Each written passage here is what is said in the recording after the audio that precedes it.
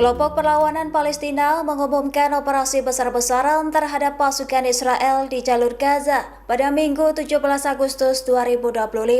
Serangan itu menargetkan tank Merkava serta konsentrasi pasukan Israel di berbagai titik strategis. Dikutip dari Palestine Chronicle, pejuang Al-Ghassam berhasil menghantam tank Merkava dengan peluru Yasin 105. Insiden tragis itu terjadi di persimpangan Dolah Zaitun, Gaza Selatan. Sementara itu, pasukan Martir Ormal Al-Qasim dari Front Demokratik mengklaim meledakan alat peledak kuat terhadap tank Merkava Israel. Bersamaan serangan itu, Brigade Al-Quds dilaporkan menghancurkan geng pasukan Zionis menggunakan ledakan rekayasa balik. Bahkan melancarkan intensitas serangan dengan meluncurkan rentetan rudal hipersonik. Tak hanya itu, Brigade Al-Quds juga menargetkan pasukan dan kendaraan Israel dengan mortir. Dalam rekaman yang beredar di media sosial, tampak pejuang Palestina menembakkan mortir dari garis depan di timur kota Gaza.